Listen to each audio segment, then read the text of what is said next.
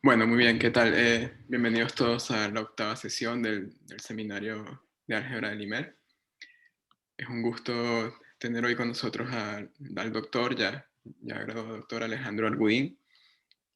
Alejandro, si no lo conocen, él hizo su doctorado con Octavio Mendoza, que también lo tenemos acá en la sala, sobre teoría tilting relativa, y es de lo que nos va a hablar hoy. Teoría tilting relativa en categorías abelianas, que según tengo entendido es básicamente como una defensa, como una postdefensa de tesis, ¿no? Algo así.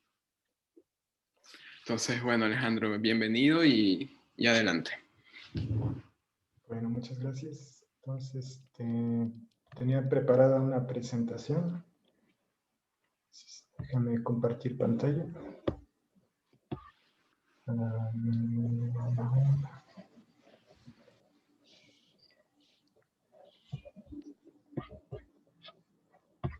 Acá está.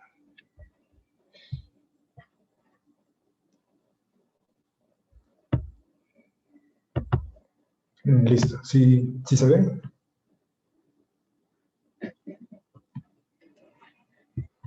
Sí, sí se ve. Sí. Ok.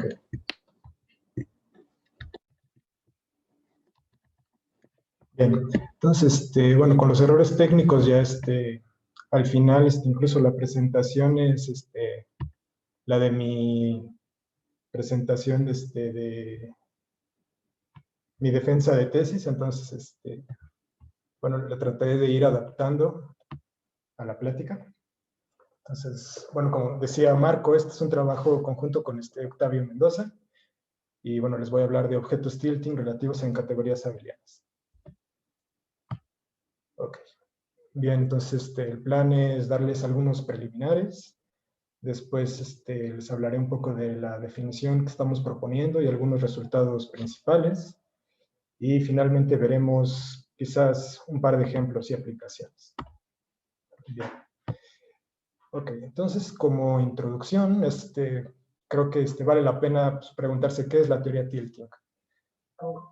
Y bueno, vale la pena preguntarse esto porque dependiendo de en qué área ustedes estén trabajando, esa pregunta podría tener diferentes respuestas.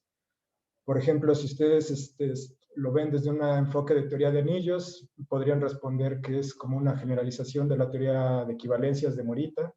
Si están desde la teoría de representaciones, podría ser como una generalización de los funtores de Coxeter. Y bueno, si están desde el álgebra homológica, lo podrían responder como que es una herramienta para generar aproximaciones o para generar pares de contorsión. Bien. Ahora, bueno, para explicar un poco por qué esta variedad de respuestas, creí que era buena idea empezar haciendo una especie de árbol genealógico de la teoría tilting.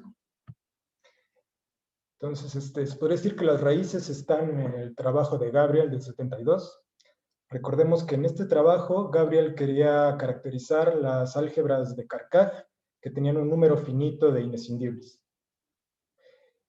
Y bueno, lo que muestra es que eran las álgebras que estaban relacionadas con los diagramas de Dynkin, que eran pues, precisamente los diagramas de los grupos simples de Lie, ¿cierto? Y bueno, más aún lo que muestra Gabriel es que existía cierta biyección entre los inescindibles, los módulos inescindibles de las álgebras y las raíces positivas de los grupos de Lie, ¿cierto? Y bueno, entonces eso llevó a que en el 73 Bernstein, Gelfand y Ponomarev, bueno, pues de hecho ellos dicen abiertamente que esa relación entre álgebras de Lie y álgebras de Carcaj como que era muy misteriosa.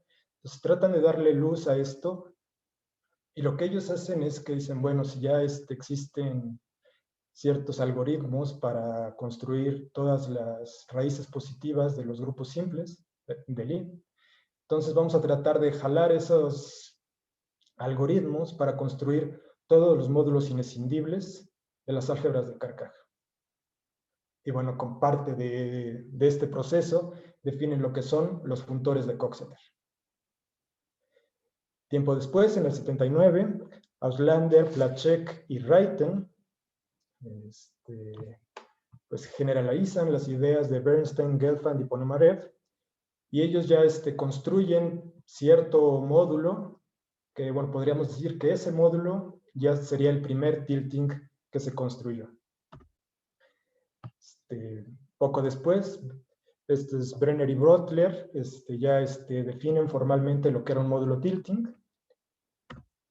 y tiempo después Happel y Ringel simplifican un poco la definición de Bernstein, de Brenner y Butler. Bien.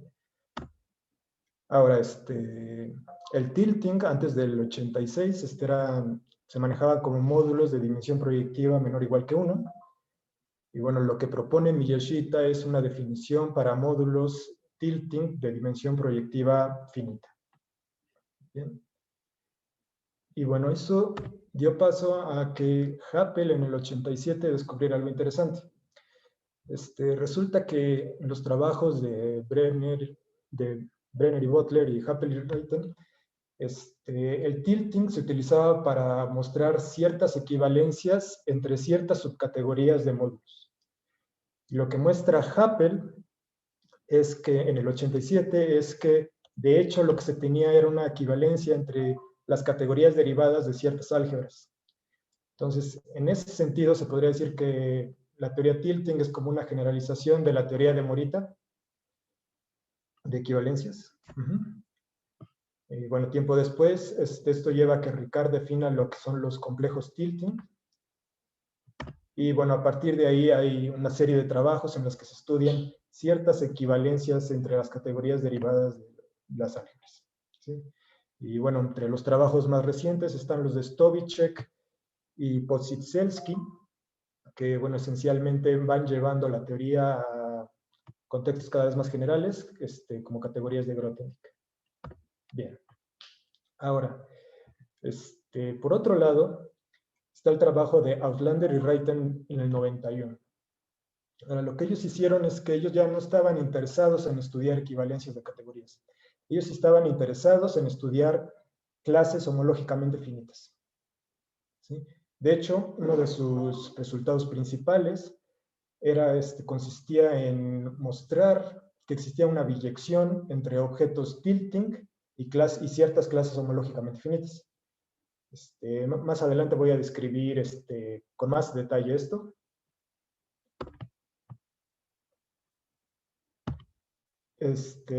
Ahora déjenme describir brevemente algunas consecuencias que tuvo este trabajo. Por ejemplo, están los trabajos de Ritman, Schofield y Unger. Lo que ellos aprovecharon este trabajo para estudiar ciertos complejos simpliciales. Y bueno, eso abrió como que las puertas a ciertas técnicas combinatorias que llevaron a la definición de tau tilting y silting. Ahí está.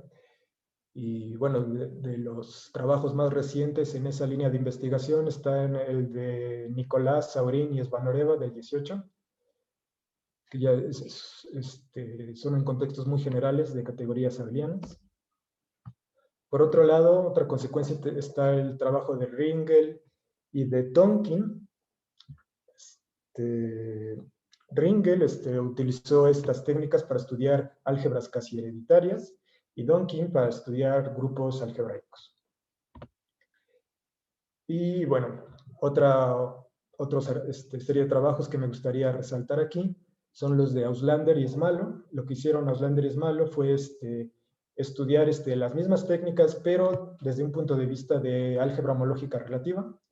También más adelante voy a resaltar un poquito esto con más calma. Y bueno, ahora si ustedes observan, la mayoría de los trabajos que he citado hasta ahorita tenían el objetivo de estudiar módulos finitamente generados para álgebras de arte. Pero poco a poco también empezó a haber trabajos para anillos arbitrarios y para módulos infinitamente generados. Ejemplos de estos son los trabajos de Menini, de Orsatti, Colby, Fuller, Colpi y Trilfaj. Y bueno, creo que el más representativo en esta serie de trabajos es el que generaliza la definición de Miyashita, que es el trabajo de Angeleri Hugel y Uloa Coelho del 2001. Y bueno, en particular, este trabajo tiene una serie de de consecuencias importantes. La primera es el trabajo de Bassoni, que muestra una caracterización muy simple y elegante que ha tenido consecuencias importantes. Por otro lado está el trabajo de Engeler y Hugel con el doctor Mendoza, del 2009, en el que muestran la correspondencia que habíamos mostrado Auslander y Reiten, la pasan al contexto de módulos infinitamente generados. Y por otro lado, ya está el trabajo del año pasado de Xu y Xuang, que bueno, ellos lo que hacen es que jalan toda esta teoría ya a categorías X trianguladas. Bien, entonces, bueno, solo para remarcar que nuestro trabajo está en esta rama, ¿no? En lo que empezaron Auslander y Reiten en el 91. ¿Sí? Es decir, vamos a estar interesados en aproximaciones y en particular en pares de contorsión. Bien. Entonces déjenme introducir cuáles son las herramientas que vamos a estar pensando cuando hablamos de teoría de Auslander-Reiten y de Auslander-Buchwitz.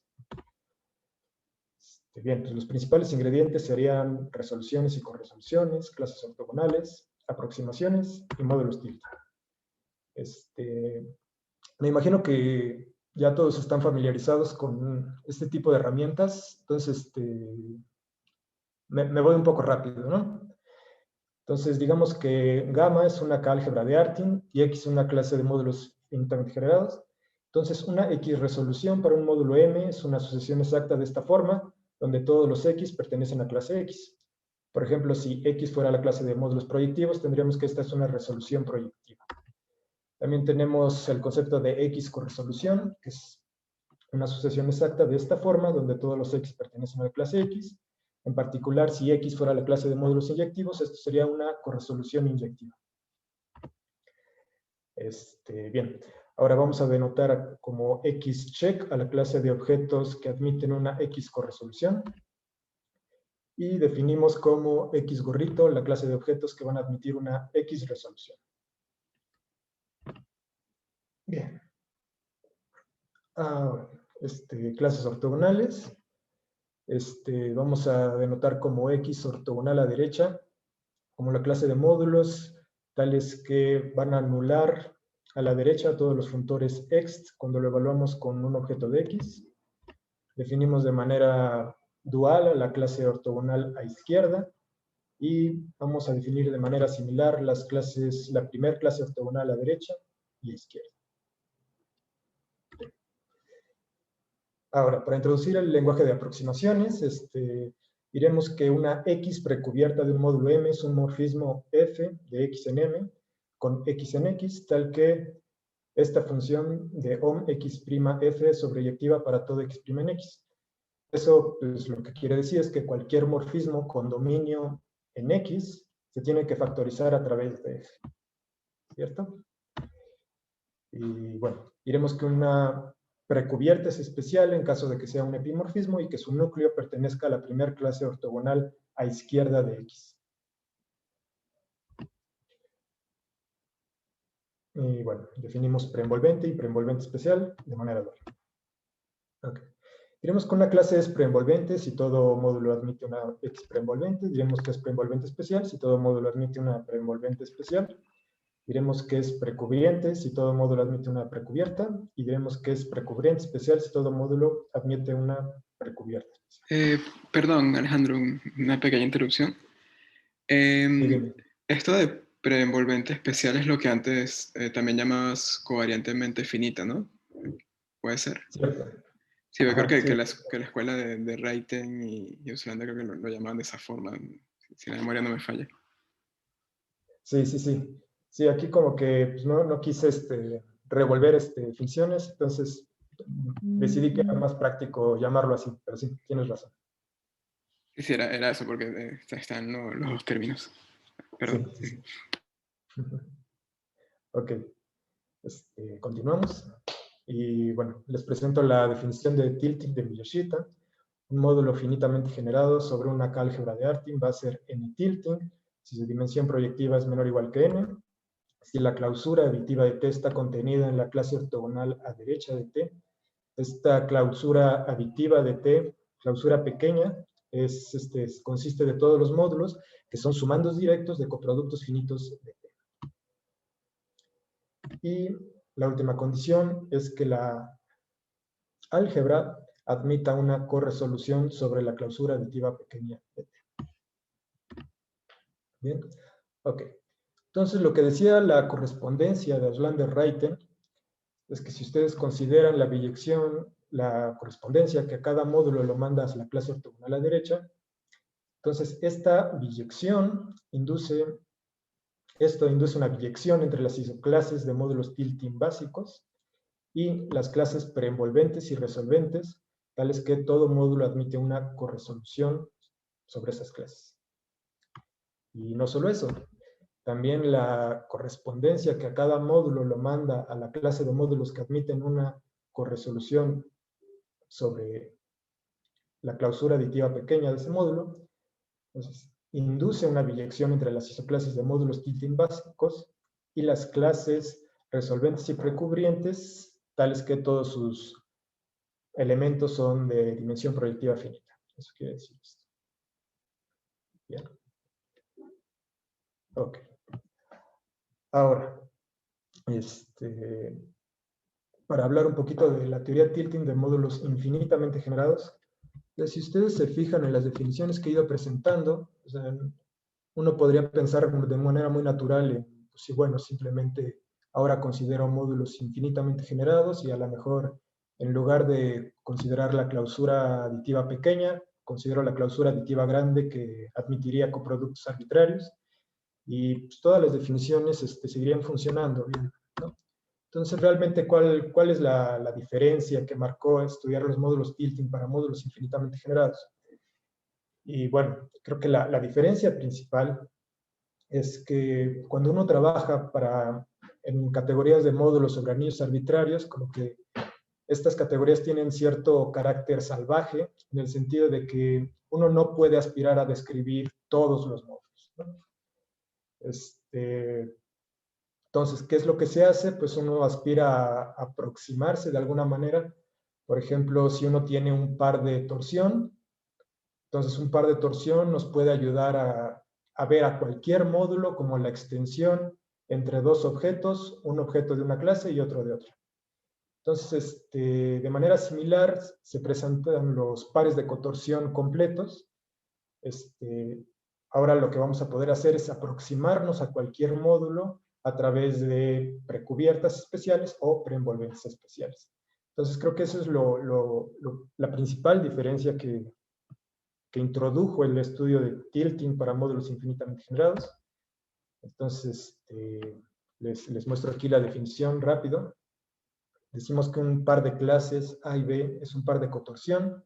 Si A es la clase ortogonal a izquierda de B, la primera clase ortogonal a izquierda de B, y B es la primera clase ortogonal a derecha de A. Hay dos resultados principales que hay que tomar en cuenta para pares de cotorsión.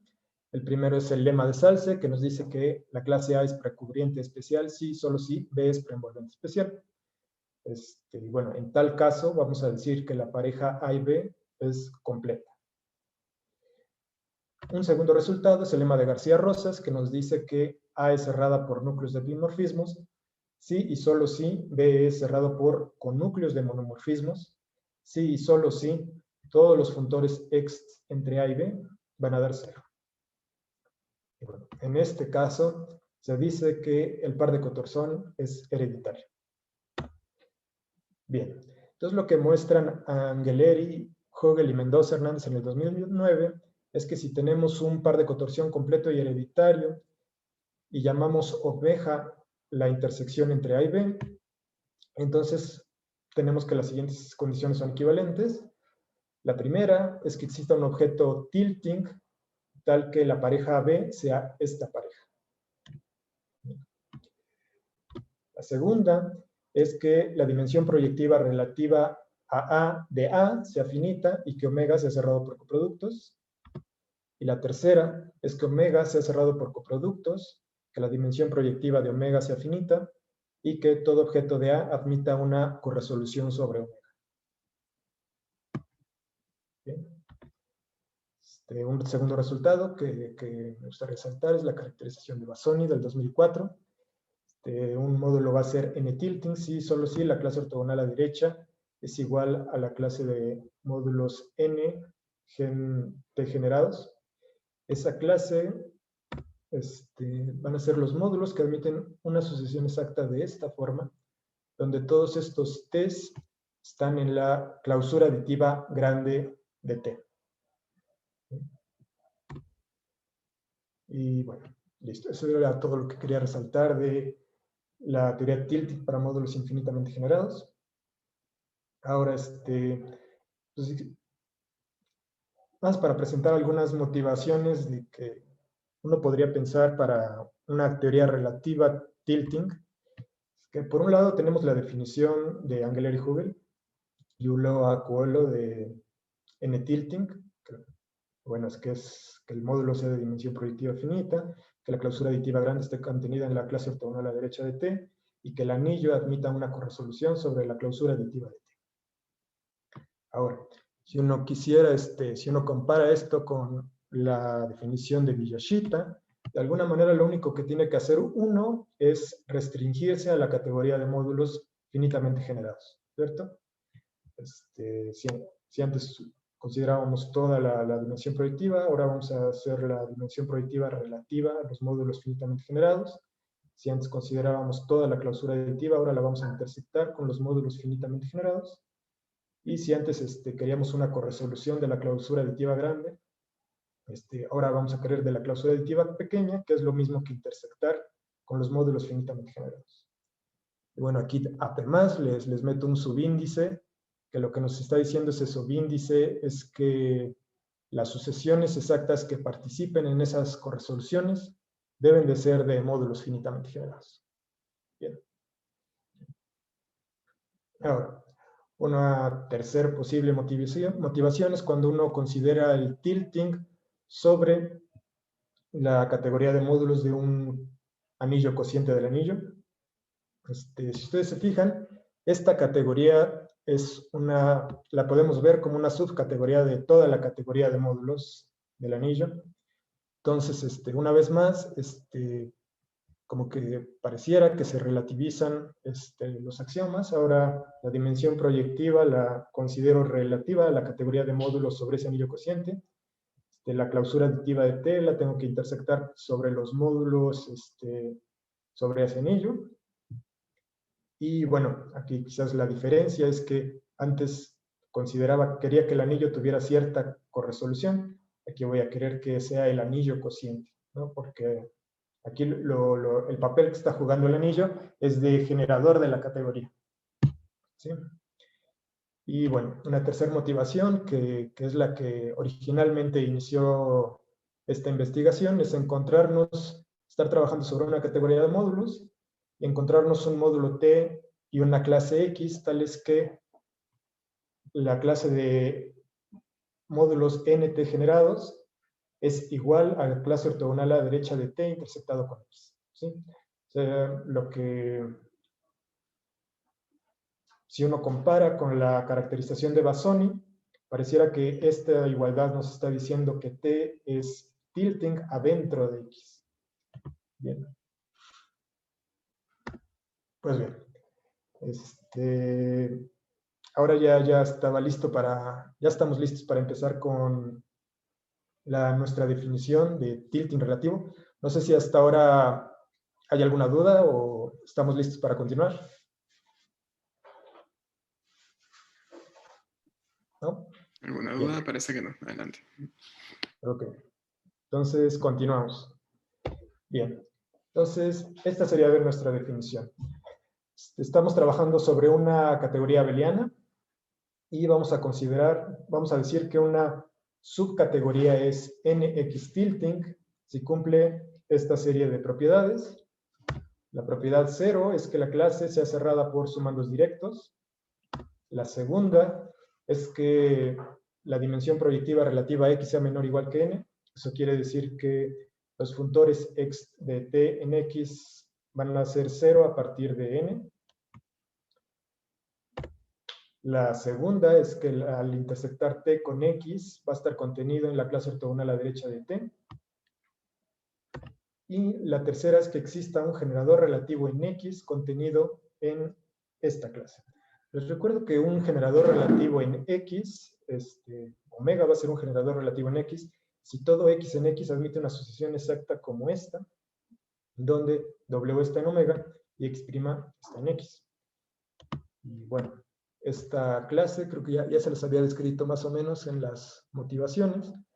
Entonces, aquí nada más para definirla formalmente, estoy refiriendo a los objetos que admiten una asociación exacta de esta forma, donde todos los t's están en t y las imágenes están en x.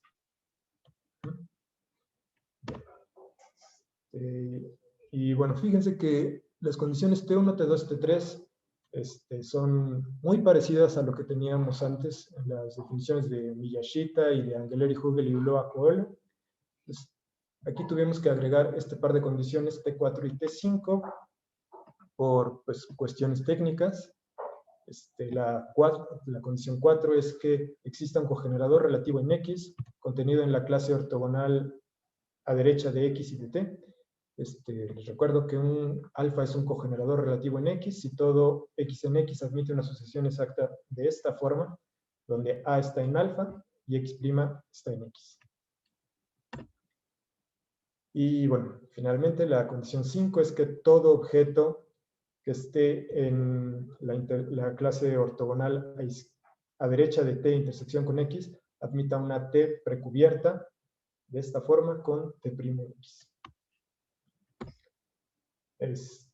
Bueno, aquí también introdujimos un par de definiciones. En caso de que la clase sea cerrada por coproductos, vamos a decir que esa clase es nx tilting grande. Y en caso de que la clase sea cerrada por coproductos finitos, diremos que la clase es nx tilting pequeño. Bueno, hicimos estas dos definiciones, las introdujimos porque, por ejemplo, cuando uno se encuentra con definiciones para módulos finitamente generados, pues uno se puede encontrar que es como un tilting pequeño. Y cuando hay definiciones para tiltings de módulos infinitamente generados, pues lo llaman como un tilting grande. Entonces, pues hicimos así este par de definiciones como para mostrar que esta definición, bajo estas dos condiciones, cubre las dos. O sea, se puede aplicar nuestra teoría tanto para tiltings grandes como para tiltings pequeños. ¿Bien? Ok. Entonces, bueno, pues uno de los resultados que hemos obtenido es que, dada una categoría abeliana, y X es una clase cerrada por sumandos directos y extensiones, en caso de que la clase T satisfaga las condiciones T0, T4 y T5, entonces los siguientes enunciados son equivalentes. La primera es que T sea en X tilting. La segunda es que la clase ortogonal a derecha de T intersectada con X es igual a esta clase. Esta clase aquí se las tengo definido, consiste de los objetos que admiten una asociación exacta de esta forma, donde todos los T's pertenecen a T intersección X y todos los núcleos pertenecen a X. Fíjense que lo que nos está diciendo esto es como una especie de caracterización de Bassoni. Tenemos esta tercera condición, que también es parecida a la caracterización de Bassoni. Y esta cuarta, que nos dice que la clase ortogonal a la derecha de T intersectando con X es cerrado por n cocientes en X y se tienen estas contenciones. Aquí les recuerdo que una clase Y es cerrada por n cocientes en X si toda sucesión de esta exacta con los núcleos en X y los objetos Y en Y cumplen que el objeto C también pertenece a Y. Bien. Ahora, para continuar con los resultados que hemos obtenido, bueno, para los módulos tilting infinitamente generados, teníamos que este par era un par de contorsión y cumplía una serie de propiedades muy interesantes, ¿no? Entonces, pues cabe la pregunta, es natural preguntarse qué podremos decir de este par. Y bueno, resulta que si uno está trabajando en categorías abelianas, y categorías abelianas que posiblemente no tengan suficientes proyectivos o suficientes inyectivos, entonces uno no puede decir ni siquiera que eso sea un par de cotorsión. Entonces, quizás una pregunta más natural sería decir, pues, ¿qué podremos decir de este par? Entonces, bueno, para responder estas preguntas, necesitamos introducir ciertas definiciones. Entonces, la primera es que diremos que una par de clases A y B es un par de contorsión izquierda en X, si A intersección con X es igual a la intersección de la clase ortogonal a izquierda de B, la primera clase ortogonal, intersectada con X. Se define de manera similar que un par sea de contorsión a derecha. Y diremos que el par de contorsión en X es tanto de contorsión a derecha como a izquierda. También tenemos las nociones de X completo a izquierda y X completo a derecha. Entonces, X completo a izquierda, si todo objeto de X admite una asociación exacta como esta, donde A está en la intersección de A con X y B está en la intersección de B con X. X completo a derecha lo definimos de manera similar. Y vamos a decir que el par es X completo si es X completo a derecha e izquierda. Bien, bueno, vale la pena resaltar que también tenemos una especie de lema de Salce. Un par es X completo a derecha, sí, solo si el par es X completo a izquierda. Y también vamos a tener una especie de lema de García Rosas. Para ello, vale la pena introducir estos conceptos. A es X resolvente si contiene un generador X proyectivo relativo en X y es cerrado por extensiones y epinúcleos en A intersección X. B va a ser X corresolvente si contiene un cogenerador X proyectivo relativo en X y es cerrado por extensiones y monoconúcleos en A intersección X. Y vamos a decir que el par es X hereditario si cumple esta condición. Que todos los funtores X se anulen entre A intersección X y B intersección X. Perdón, Alejandro, ahí donde, en la segunda condición es ¿Sí? X inyectivo relativo. Ah, cierto. Disculpen, Sí. sí. Sí, aquí está mal. Disculpen. Ok. Y bueno, lo que nos dice el lema de García, bueno, una especie de lema tipo García Rosas, es que si A es X resolvente, entonces se va a cumplir esta igualdad. Y en caso de que B sea X corresolvente, entonces se cumple esta igualdad. Bien. Entonces, bueno, ya teniendo esa información, podemos describir qué tipo de propiedades van a tener los pares inducidos por una clase NX tilting. Aquí se las enlisto. Si AB es este par, donde T es en X tilting, entonces la primera propiedad es que el par va a ser X completo y X hereditario. La segunda, tenemos esta serie de igualdades, y esto es que A intersección B intersección X va a ser igual a B intersección X intersección la clase ortogonal a izquierda de B intersección X. Esto también es igual a la A intersección X intersección la clase ortogonal a derecha de A intersección X. Y esto es igual a la clase T intersectada con X.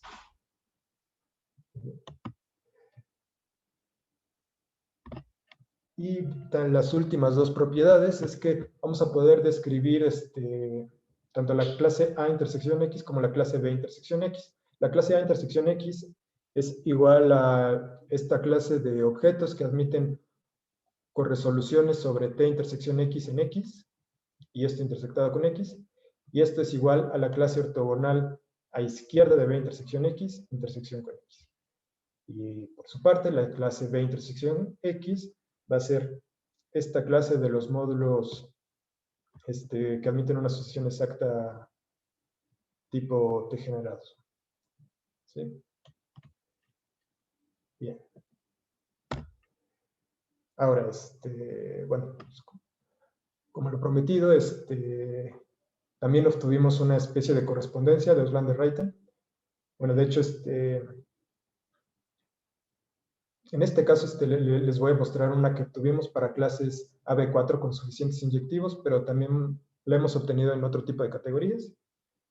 Pero bueno, en este contexto, en caso de que la clase X sea cerrada por coproductos y sea gruesa a derecha, con un cogenerador X inyectivo relativo en X, y admita un generador X proyectivo de esta forma, en este caso, la correspondencia que uno podría esperar, entonces va a inducir una biyección entre las clases de equivalencia de objetos NX tilting grandes y las clases de equivalencia de los pares de contorsión a izquierda y X completos a derecha AB, tales que la dimensión proyectiva relativa en X de la clase ortogonal a izquierda de B intersección X sea menor o igual que N, que B sea gruesa a derecha y que la intersección de BX y la primer clase ortogonal de B intersección X sea cerrado por coproductos.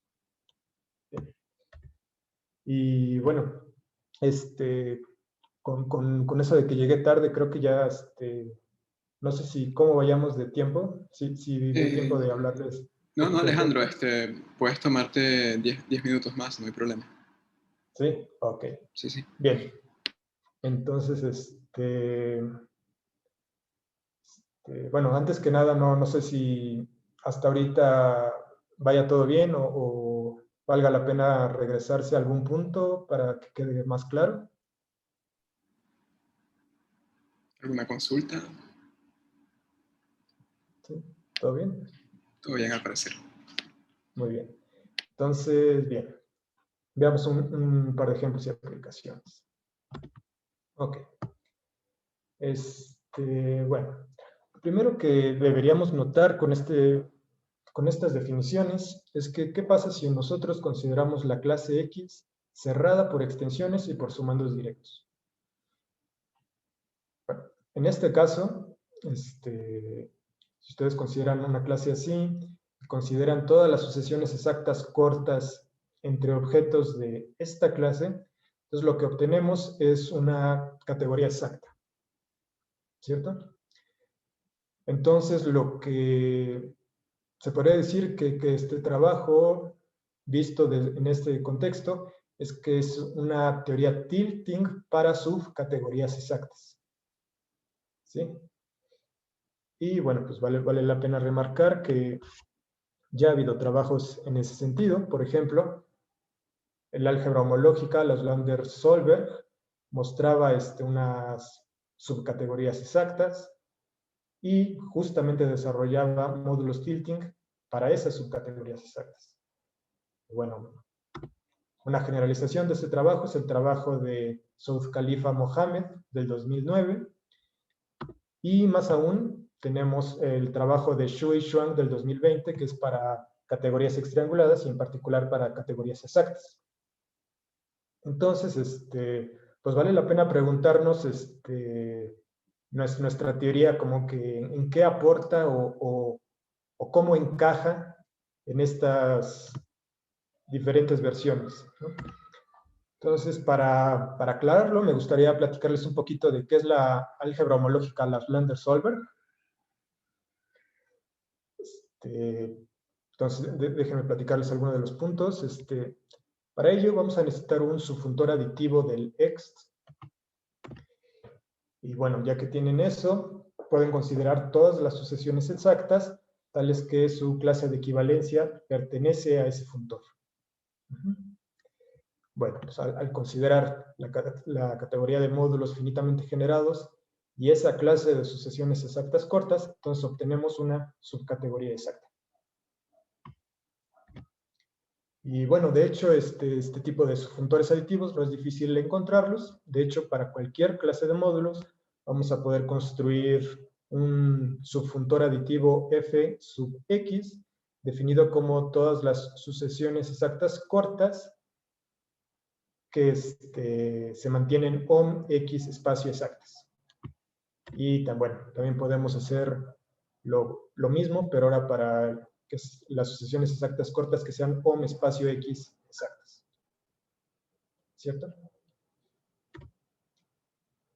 Ahora, un poquito más general, lo que hizo Saud Khalifa Mohammed fue, bueno, observar que en caso de que tengamos una clase preenvolvente y precubriente C, que sea cerrada por extensiones, y tomamos X como una clase cerrada por coproductos y sumandos directos, que sea un generador relativo en C y que sea precubriente en C, entonces, haciendo lo mismo, considerando un subfutor aditivo relativo a X, entonces vamos a obtener una subcategoría exacta con suficientes proyectivos. Bueno, aquí en particular, noten que si C es toda la clase de módulos finitamente generados, entonces este par es el que ya consideraban Auslander y Solberg. ¿Ok? Y bueno, vale la pena remarcar que en caso de que la clase de inyectivos de esta subcategoría exacta sea preenvolvente en C, entonces esta subcategoría exacta va a tener suficientes inyectivos. Ok. Entonces, bueno, ya que les platiqué esto, lo que probamos es lo siguiente.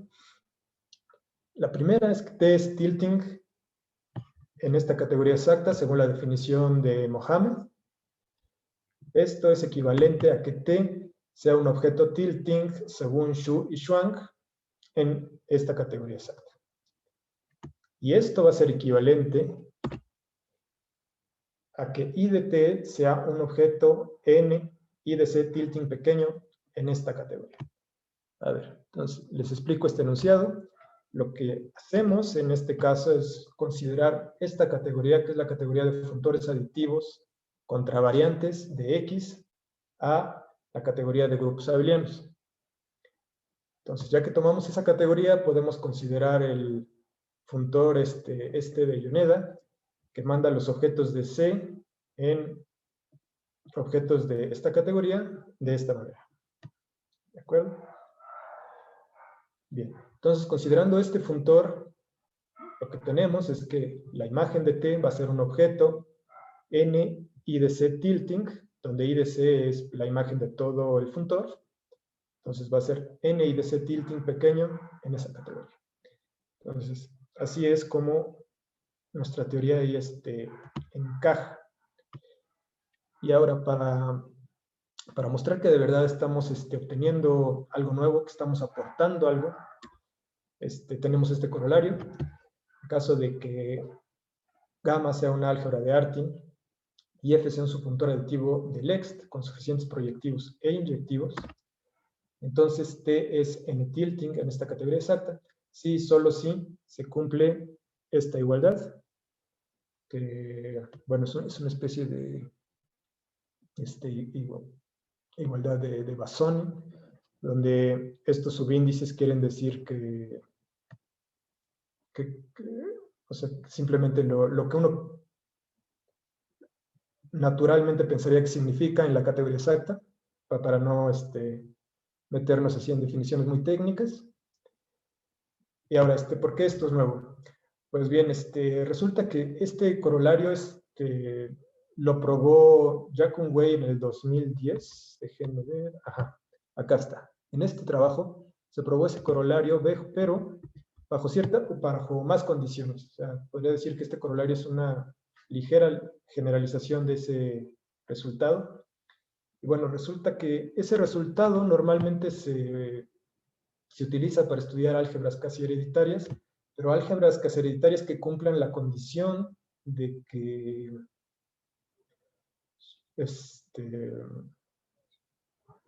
sus módulos filtrados sobre los módulos normales sean una clase de tipo finito, es decir, que tengan un número finito de clases de isomorfismo. Y bueno, acá en nuestro resultado ya nos liberamos de esa condición, por lo que se podría pensar que podríamos aprovechar eso para estudiar álgebras casi hereditarias un poquito más grandes, más patológicas, por así decirlo. ¿Sí? Y bueno,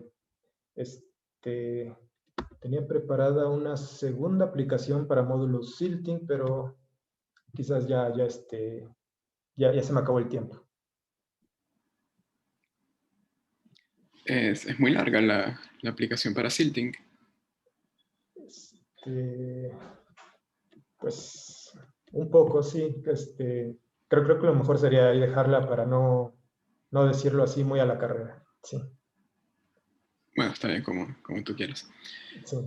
Entonces, bueno, Alejandro, gracias nuevamente y también agradecerte por haber aceptado la invitación en su momento.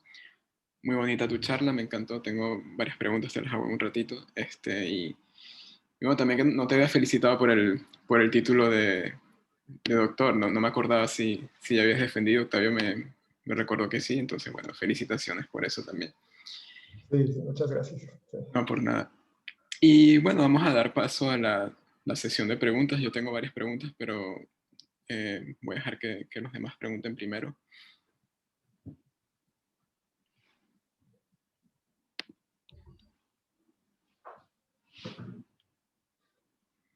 Por acá Marcelo está diciendo si es posible que envíes el punto PDF del Beamer y la tesis. Claro, sí, te la mando a ti. Bueno, sí, luego yo se la paso. También ya tienes algo en el archive. Vi que Octavio y tú subieron algo hace poco, ¿no? Sí, sí, bueno, este trabajo lo tuvimos que partir en dos, porque resultó ser un poco extenso. Ya tenemos la primera parte, que es la que define lo que son los pares de contorsión relativos, que habla un poquito de la teoría de Auslander-Writing relativa, que genera todas las herramientas que necesitamos. Y una segunda parte que ya sería sobre la teoría tilting en sí. Yo espero que ya la podamos subir al ARJA en 1 o 2 meses, algo más. Sí. Buenísimo. Y entonces, preguntas.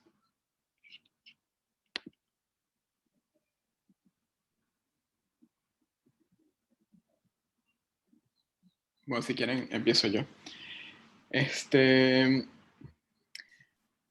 Al principio tú mostrabas una especie de árbol genealógico como los orígenes y desarrollo de la teoría tilting, ¿no? Y luego Sí. colocabas en rojo básicamente el área a partir de la cual hacías toda esta generalización, ¿sí? Sí. Ajá. Y vi que en esa área en rojo no caía el trabajo de Stoichek. Pero creo que comentaste que Stoichek trabajó en el contexto de categorías de Grothendieck, ¿no? Sí, sí, Entonces, o bueno, sea, mi pregunta... Perdón. sí, no, pregunta. Sí, es que como estás trabajando en un ambiente de categorías abelianas y en particular lo que has hecho se aplicaría para Grothendieck, eh, ¿por qué no te has metido aún todavía en la parte de Stoichek o no sé, capaz es algo que tienes pensado para trabajar más adelante? No, bueno, sí, aquí como que para armar este mapa, en parte lo que me puse a hacer, o por un lado, un gran parte está plagiado del libro del Handbook of Tilting Theory. Gran parte está plagiado, y mis pequeñas contribuciones, lo que me puse a hacer fue como que leer las introducciones de los papers más recientes, y bueno, ahí ver un poquito de por dónde ellos pues, están motivando su trabajo, ¿no? Entonces, por eso el trabajo de Stoichek y Podsiedzilki lo puse por aquí, porque como que ellos, al menos su horizonte va más de este lado, pero claro que su trabajo también ha sido influenciado por el trabajo de Angeleri Hugel y Ulloa Coelho, ¿no? Y bueno, para responder a tu pregunta, sí, uno de los primeros ejemplos es de los más naturales, de hecho, es decir, que los objetos tilting que ellos definen para categorías de Grothendieck también son tilting en el sentido que nosotros estamos definiendo. Ah, perfecto. Mi segunda pregunta es sobre el axioma tilting T4, que creo que trabajas con un generador, ¿no? Uno que llamabas alfa, me parece. Sí.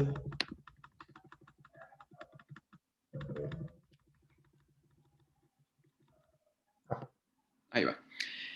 Que tú comentabas que ese axioma era por una cuestión técnica, ¿no? O sea, yo asumo que en el caso clásico es algo que ya tenías de gratis, ¿puede ser? Sí, sí, exacto. Para módulos ya se tiene gratis, ¿no? Siempre existe un cogenerador inyectivo para todos los módulos, ¿no?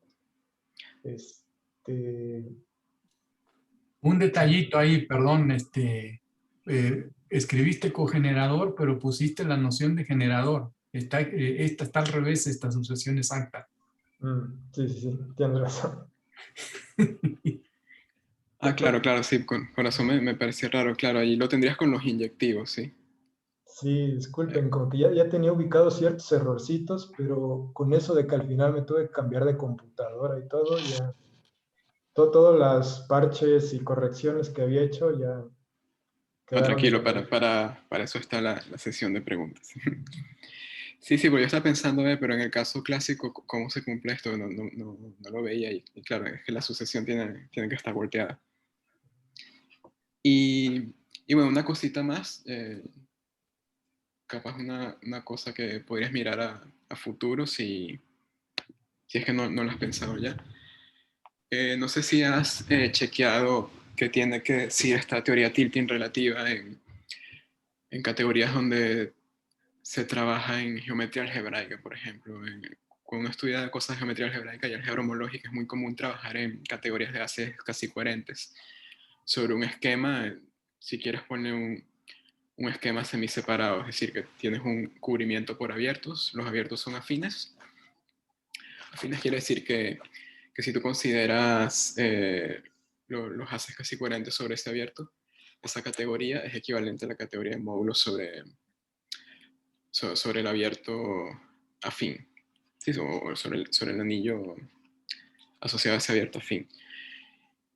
Y siempre que tú intersectes cualesquiera de esos dos abiertos, la intersección te da afín también. Eso es lo que se conoce como cubrimiento semiseparante, ¿no? Para el esquema. Entonces, ¿qué pasa? Que si tú consideras cada categoría de esas casi coherentes sobre cada abierto afín, ahí tendrías, por ejemplo, una subcategoría de tu categoría abeliana de haces casi coherentes y hacer teoría tilting relativa a cada subcategoría de esas es como hacer teoría tilting a nivel de módulos. La cosa es que capaz para alguna propiedad que lo cumplas sobre cada abierto afín, podría extenderse sobre todo el esquema. Hay un trabajo de Christensen con Sergio y Alina, que estudian algo que se llama propiedades Zariski locales, que tienen que ver con cubrimientos. Entonces, básicamente la idea de propiedades Zariski locales es ver que esas propiedades se chequean en cada cubrimiento y luego tratar de extenderlas, ¿no? Sobre todo el esquema. Ellos lo hacen más que todo pensando en teoría Gonstein, pero no sé si has explorado estas cosas en geometría algebraica y ver si hay cosas locales que se comporten de manera más global, por así decirlo. Te pregunto porque en el resumen me parece que comentabas interpretaciones eh, de la noción de tilting en geometría algebraica, ¿no? Entonces, capaz has mirado algo por allí y tenía esa curiosidad. Ya. Sí, o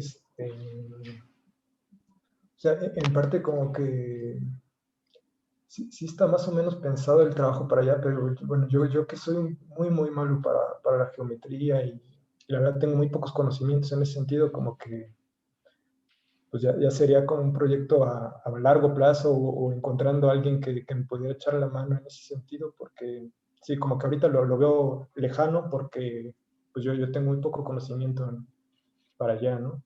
Pero sí, sería interesante y bueno, justo en parte lo había pensado en ese sentido porque Sergio Estrada estuvo cuando expuse lo del ex de Yoneda y justo me dijo que le había llamado la atención y que quizás tendría aplicaciones para este sentido que me cuentas, pero sí, como que todavía lo veo algo lejano trabajar para allá. Sí.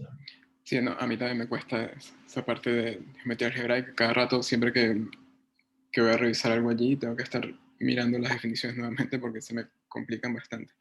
No, si quieres, al rato te paso el artículo este de Zariski local y le echas un ojo a ver si que tienes más. Obviamente tienes esto de teoría tilting relativa súper asimilado, capaz le puedes ver alguna aplicación a futuro. Sí, sí, te lo agradecería. Sí. Complementando un poco lo que están diciendo, de hecho, esta teoría relativa está pensada para categorías donde puede no haber suficientes proyectivos o inyectivos, que son esas las que tú estás mencionando, Marco.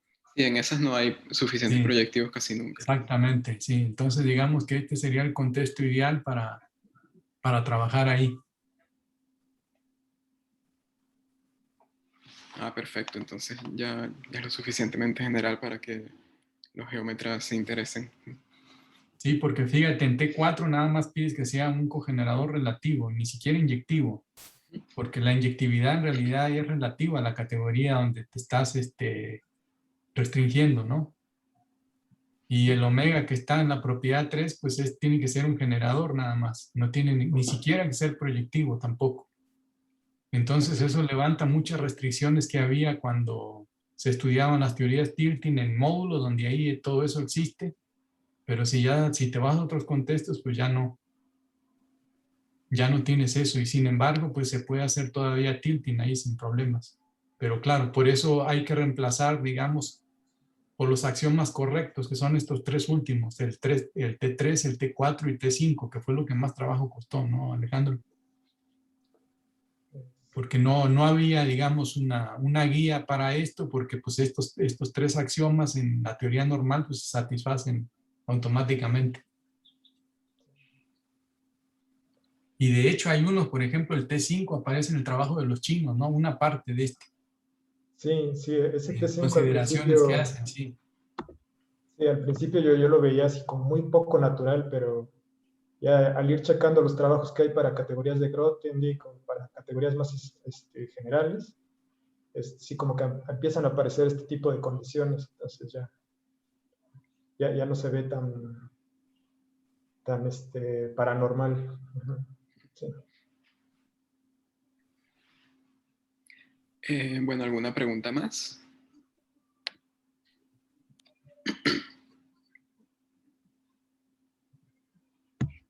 No, al parecer no. Bueno, le damos las gracias a Alejandro nuevamente. Un aplauso será virtual. Entonces, bueno, Alejandro, sabes que tienes este espacio disponible siempre que quieras dar una charla.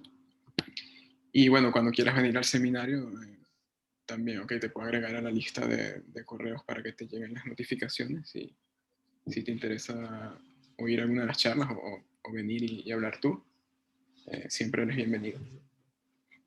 Sí, muchas gracias.